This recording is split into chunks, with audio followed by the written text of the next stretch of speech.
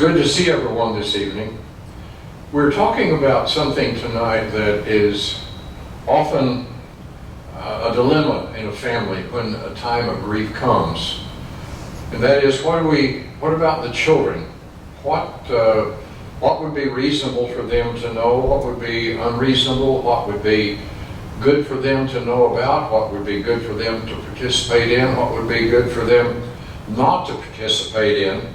Because when you get right down to it, grief comes to a child in much the same way it does to an adult.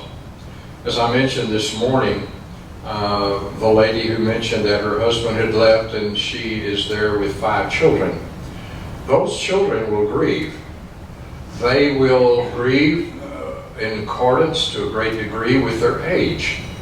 Some of them will know that there's a loss, but they will expect it to be fixed real soon.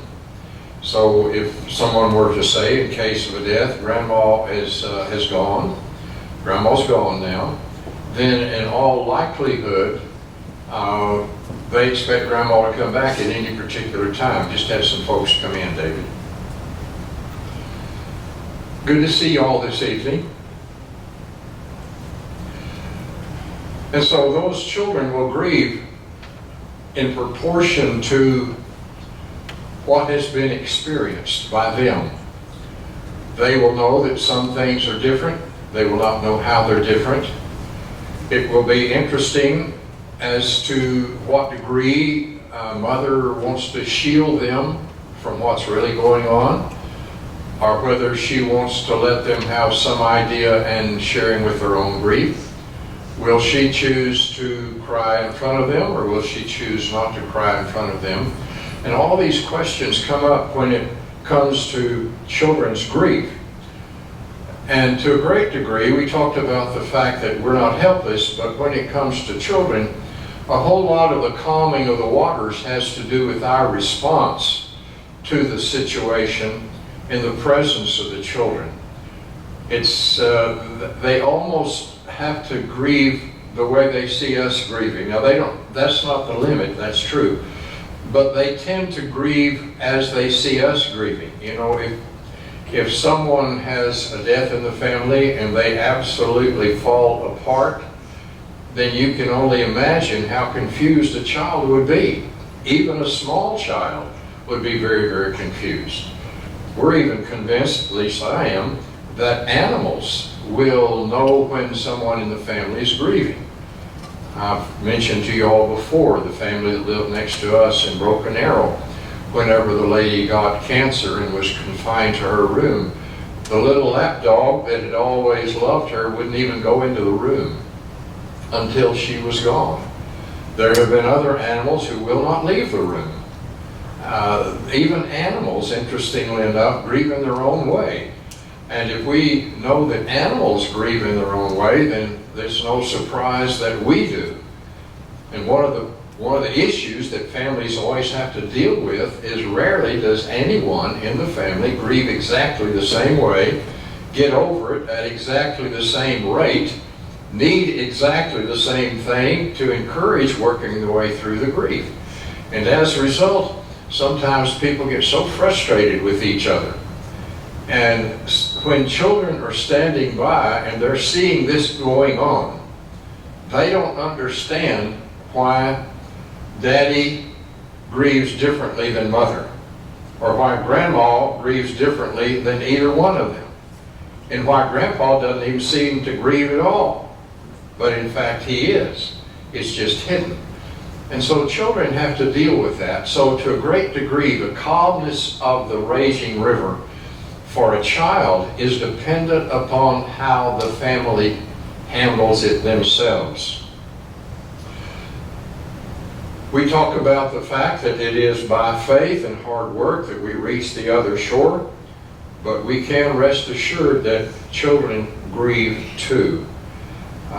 They often do not understand why they're grieving.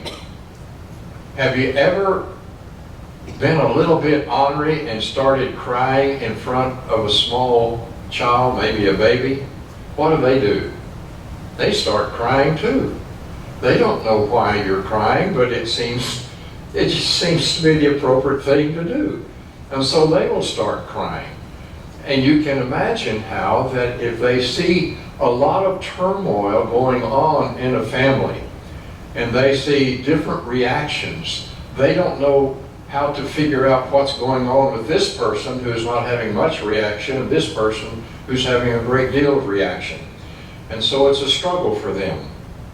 And we have a definite responsibility to children because they are going to be adults. And much of the impact that grieving has when they are a child will carry through unless they learn something different. Matthew 19:14, let the little children alone, and do not hinder them from coming to me, for the kingdom of heaven belongs to such as these. So there are some childlike characteristics that we're supposed to have in order to be able to go to heaven, which means we have a responsibility toward children. And then Jesus is entering into the city of Jerusalem on the back of the donkey, and the children are shouting praises. And they tell Jesus to ask the children to be quiet. And he says, do you hear what these children are saying?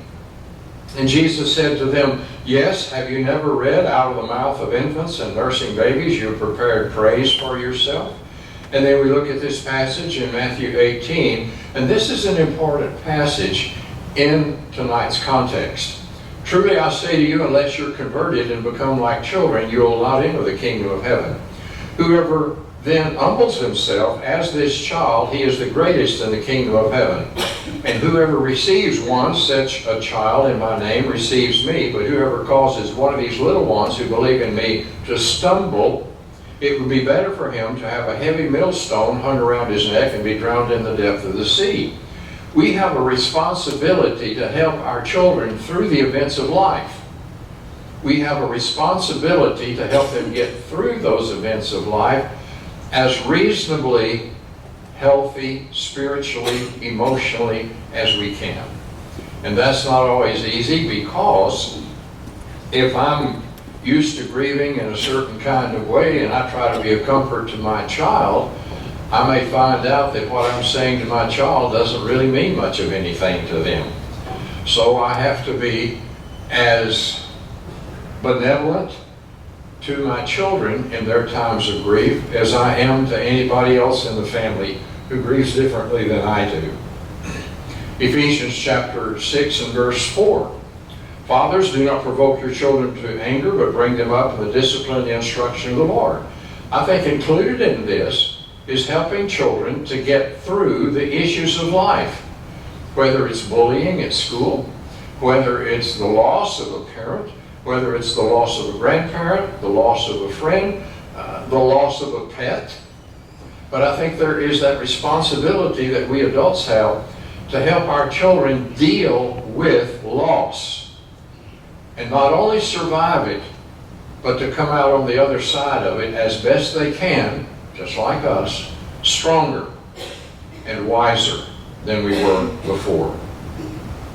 When we're talking about children, first of all, I'm talking about little children who are able to experience anxiety separation of the loss of a parent, whether it's temporary or permanent. And sometimes by temporary, it just means that mother needs to go to the store. But the child will cry as if mother's leaving forever. And so part of the job of the one who's there with the child, whether it's a sitter or another parent or maybe an older sibling, is to help the child understand that this is a temporary thing and that mother will be back.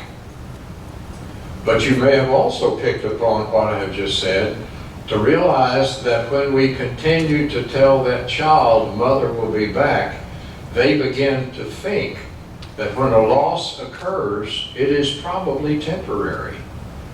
And they can't understand. And we'll get a little further into this later, because children of this age will often ask the same question again and again and again and again.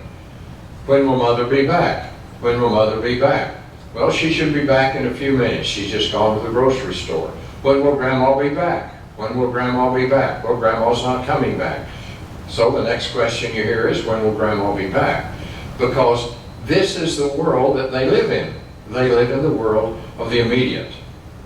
By children, I'm talking about older children, hearing the word death or dying or died. And while these children are personally affected by the loss, they may not understand the full implications. They may get the concept that a person's gone and won't come back, but they don't get the concept of how this is going to affect other areas in their life. And so they can become very angry and very resentful because things that used to happen aren't happening now, because the person who did them is now gone and won't be coming back. By children, I'm talking about those who are older, who do understand the nature of loss, whether it's temporary or permanent.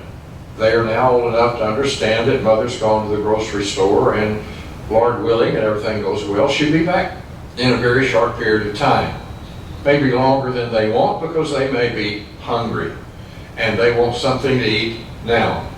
And so they can understand somewhat the difference between this temporary and this permanent loss. But we are now getting into the area where they're able to feel guilt and other issues of grief. In the studies that I did, getting ready for this, sometimes children will tell their parent, "I hate you, I wish you were dead." I didn't allow that kind of talk at my house. You treat me and you treat Mama with respect. But when there are children who feel that way, even though they don't say it, they may not be able to separate their wish that this parent was dead and gone this morning when they felt that way, and now they are dead and gone, and they can actually believe that they are the cause of death, and therefore can feel very guilty. They can even feel guilty that Mama left, died, because I didn't clean up my room and she always wanted me to clean up my room, and so she just got angry and left. And so that's where they are in their life. They're starting to understand the guilt of having done something bad, and that there are consequences of doing something bad, but they can't separate what they have done sometimes with what happens for which they had no responsibility whatsoever. And then I'm also talking about children who are able to understand the significance of primary and secondary losses. And at this point in their life, they may actually become more concerned about secondary losses than the primary loss. It's not so much the loss of Daddy, but I'm not going to get the new bicycle that I wanted. I'm not going to get the new car I wanted. We're not going to be able to afford to go to the college I want. And so sometimes as a child gets older and there is a loss, sometimes the secondary aspect of those losses bothers them more than the primary loss. Dad is gone, I know, that's okay, but look what's happening to me.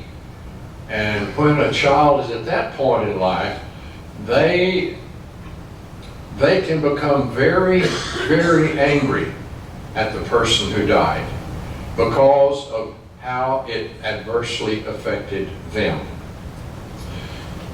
Children are called invisible sufferers in some of the material that I read, and that is because they are often overlooked in the grieving process.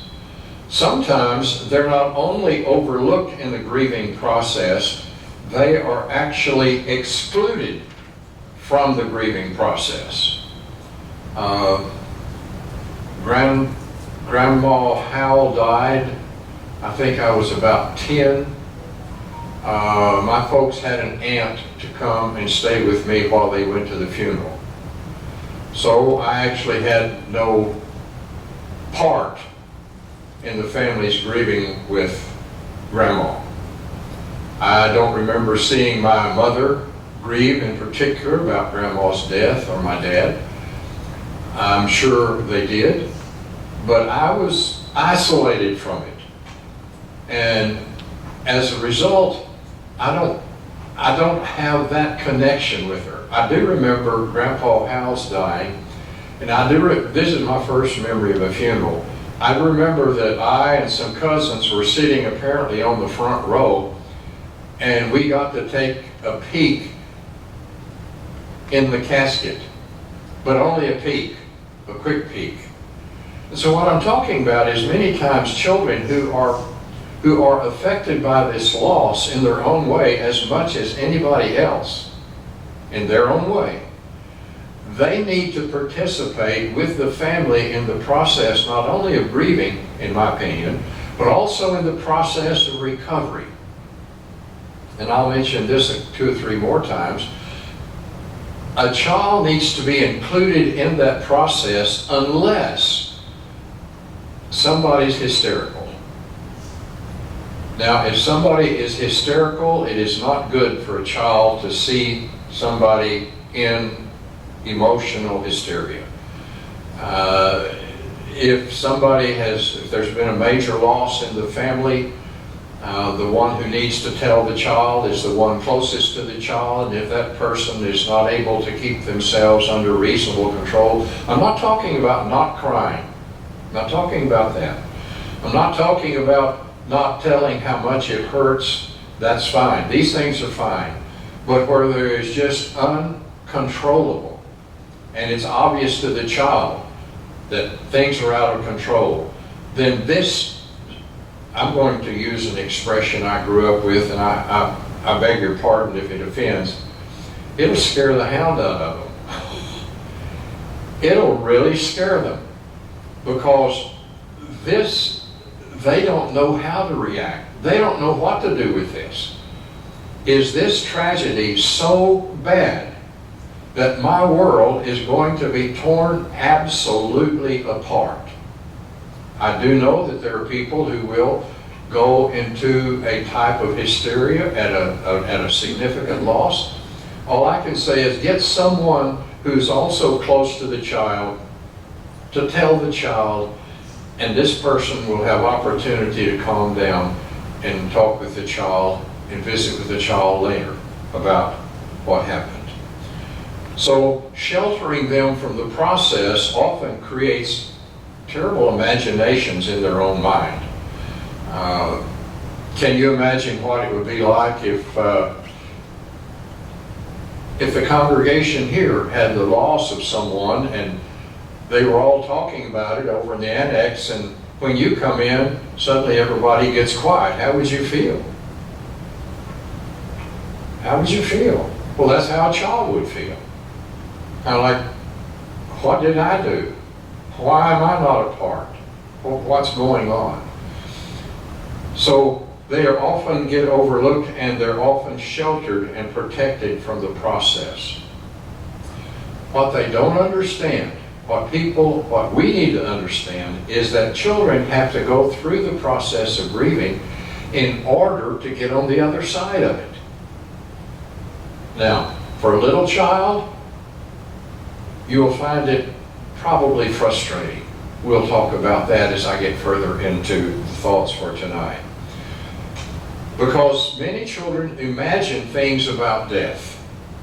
And this is one of the things that you'll have to be prepared for, because they're going to ask questions. Some of those questions will, from your point of view, will be totally off the wall. Why are you asking that? Well, because that's what their little imagination came up with. And if you can, answer it honestly and briefly.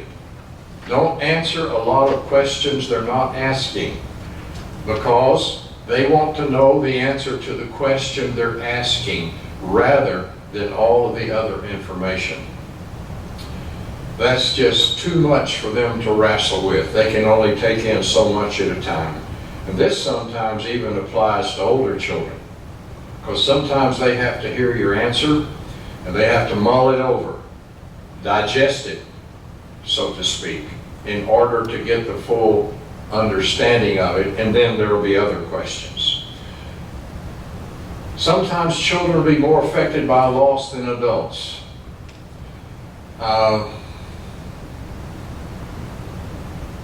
When a parent dies and the mate is still living, the mate will experience the loss of that mate for the rest of their life. The child will experience the loss of that parent all the rest of their life. And if they're quite young, then they begin experiencing that very young. And it will always be that way. And not only that, sometimes they have to go through things that parents don't have to go through at school. Because sometimes children at school can say some really mean things. Sometimes they say those mean things on purpose. Sometimes they say things that are mean. They don't really think that they're mean. They just say them because children are children. I'm going to have to turn this thing off or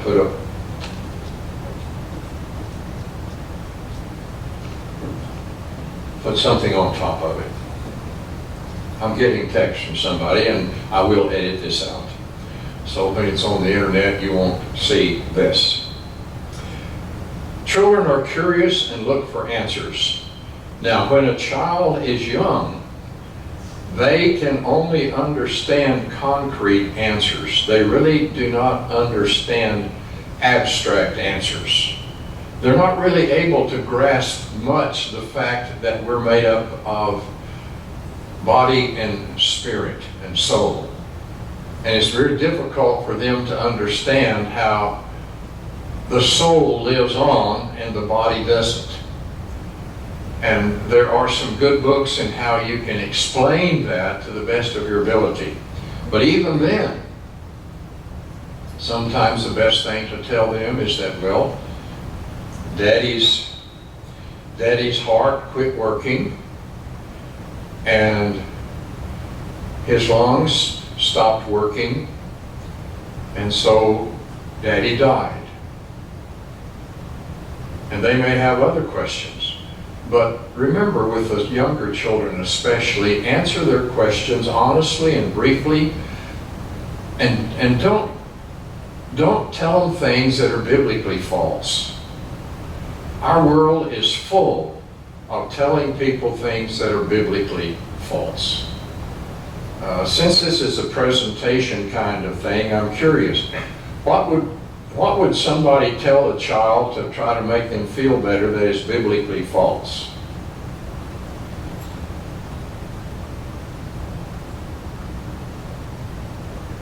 Well, here's one. Well, honey, Mama's up in heaven looking down on you. Mama's not up in heaven looking down on you. God is in heaven looking down on you, but Mommy's not. When people die, their task is not to look back at earth and watch what we're doing down here. They're with God. They're in paradise. They're in the place where dead souls go. But a lot of times, in order to comfort a child, they're told that Mommy's looking down on them. And they may start praying to Mommy because Mommy's looking down on them. But that's not biblical. That is something that has been made up in order to try to comfort. And here's another. God just wanted another angel in heaven. And that's why God took your baby. God didn't take your baby because He wanted another angel in heaven. First of all, we don't become angels in heaven. Folks, we're brothers and sisters of Jesus Christ. We're over the angels. We're higher than the angels. The angels haven't been bought and paid for by the blood of Christ. We have. So we don't become an angel. We become a spiritual brother, sister of Jesus Christ. A child of God. Not an angel of God, but a child of God. And yet that's one of the things that people get told. And then I've had people who have lived an honorary life and somebody says, I know they're in heaven now. I'll have to tell you the truth. When I die, there's nobody on earth earth that's going to know whether I've gone to heaven or hell but God. Because even my wife does not know all of what's going on inside of me, and I do not know all of what's going on inside of her. We think we know a lot about each other, don't we? But we don't know everything. No one knows everything about you. No one knows what's really in your heart. So I've taken the biblical way out and said, this person is with God. And we know one thing about God. He will deal with everything in just the right way. And I'm happy to leave it in God's hands. Are you? Would you be happy leaving it in God's hands?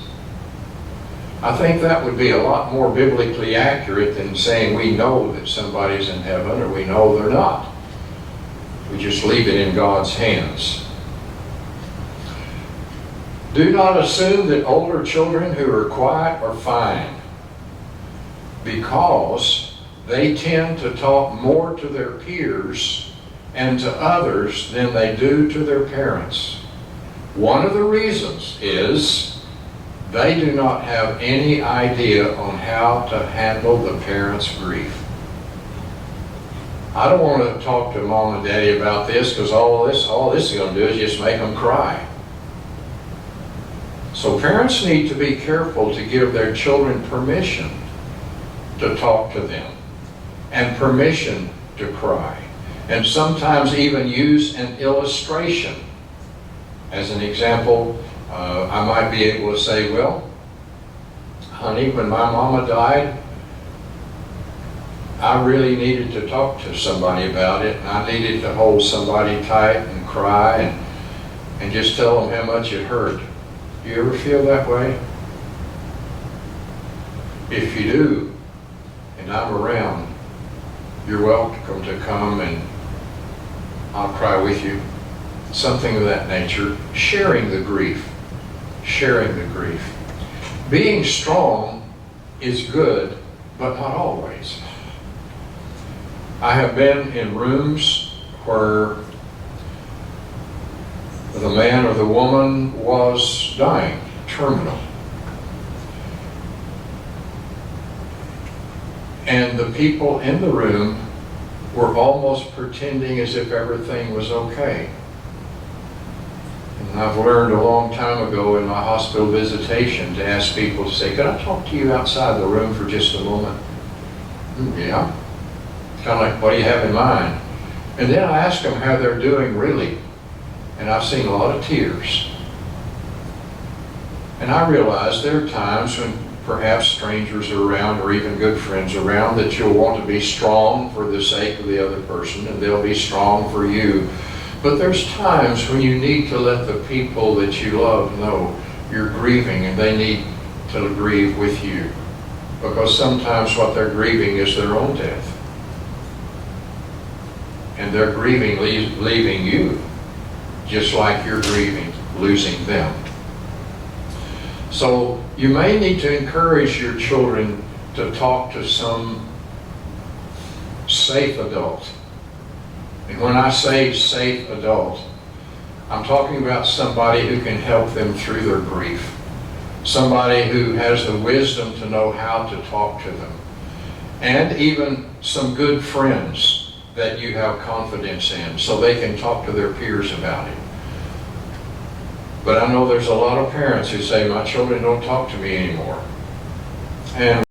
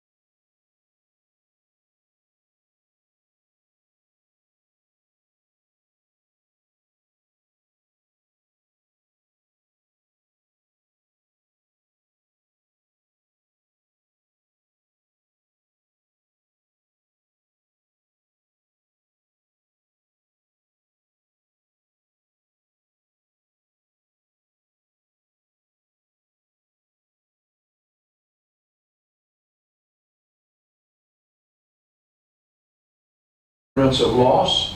They will ask the same questions over and over.